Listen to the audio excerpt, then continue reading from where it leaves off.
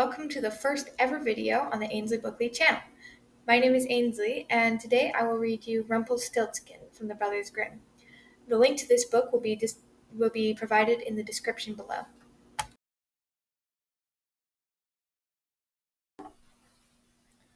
On the screen you should see an illustration by Arthur Rackham, which is a picture of Rumpelstiltskin. There was once a miller who was very poor, but he had a beautiful daughter. Now it fell out that he had occasion to speak with the king, and in order to give himself an air of importance, he said, "I have a daughter who can spin gold out of straw." The king said to the miller, "That is an art in which I am much interested. If your daughter is as skillful as you say, bring her to my castle tomorrow, and I will put her to the test." Accordingly, when the girl was brought to the castle, the king conducted her to a chamber which was quite full of straw, gave her a spinning wheel and winder, and said, "Now, set to work, and if between tonight and tomorrow at dawn you have not spun this straw into gold, you must die."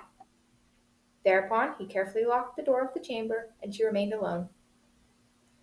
There sat the unfortunate miller's daughter, and for the life of her she did not know what to do.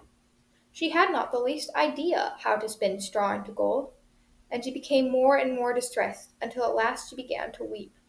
Then, all at once, the door sprang open, and in stepped a little mannikin, who said, "Good evening, Mistress Miller. What are you weeping so for?" "Alas," answered the maiden, "I've got to spin gold out of straw, and I don't know how to do it." Then the mannikin said, "What will you give me if I spin it for you?" "My necklace," said the maid. The little man took the necklace, sat down before the spinning wheel, and whir, whir, whir, and in a trice the reel was full. Then he fixed another reel, and whir, whir, whir, thrice round, and that too was full.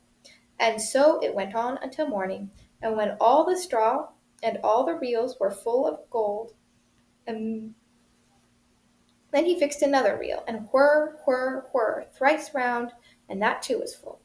And so it went on until morning, when all the straw was spun, and all the reels were full of gold. Immediately at sunrise the king came, and when he saw the gold he was astonished and much pleased, but his mind became only the more avaricious. So he had the miller's daughter taken to another chamber, larger than the former one, and full of straw, and he ordered her to spin it also in one night, if she valued her life. The maiden was at her wit's end, and began to weep. Then again the door sprang open, and the little mannikin appeared, and said, "What will you give me if I spin the straw into gold for you?"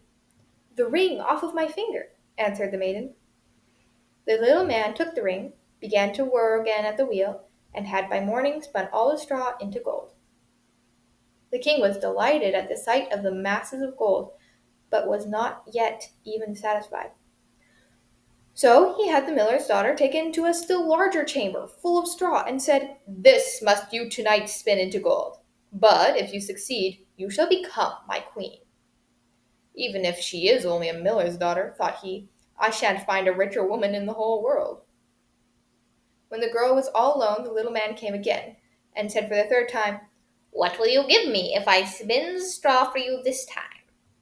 "I have nothing more that I can give," answered the girl. "Well, promise me your first child if you become queen." "Who knows what may happen?" thought the miller's daughter. But she did not see any other way of getting out of the difficulty. So she promised the little man what he demanded, and in return he spun the straw into gold once more. When the king came in the morning and found everything as he had wished, he celebrated his marriage with her, and the miller's daughter became queen. About a year afterwards, a beautiful child was born, but the queen had forgotten all about the little man. However, he suddenly entered her chamber and said, "Now, give me what you promised." The queen was terrified and offered the little man all the wealth of the kingdom if he would let her keep the child. But the mannikin said, "No, I would rather have some living thing than all the treasures of the world." Then the queen began to moan and weep to such an extent that the little man felt sorry for her. "I will give you 3 days," said he, "and if within that time you discover my name, you shall keep the child." Then, during the night, the queen called to mind all the names that she had ever heard, and sent a messenger all over the country to inquire far and wide what other names there were. When the little man came on the next day, she began with Caspar, Melchior, Bowser, and mentioned all the names which she knew, one after the other. But at every one the little man said, "No, that's not my name." The second day she had inquiries made all around the neighborhood for the names of people living there, and suggested to the little man all the most unusual and strange names. "Perhaps your name is Cowribs, Spindleshanks, or Spiderlegs?" But he answered every time, "Nope, that is not my name." On the third day the messenger came back and said, "I haven't been able to find any new names, but as he came round to the corner of a wood on a lofty mountain, where the fox says good night to the hare, I saw a little house, and in front of the house a fire was burning, and around the fire an indescribably ridiculous little man was leaping, hopping on one leg, and singing, 'Today I bake, tomorrow I brew my beer, the next day I will bring the child here. Ah, lucky 'tis that not a soul doth know that Rumpelstiltskin is my name. Ho, ho!'" Then can you imagine how delighted the queen was when she heard the name? And presently afterward the little man came in and asked, "Now, your majesty, what is my name?"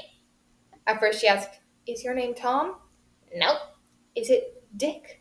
"No." "Is it by chance Rumpelstiltskin?" "The devil told you that! The devil told you that!" shrieked the little man, and in his rage stamped his foot right into the ground, so that he sunk up to his waist.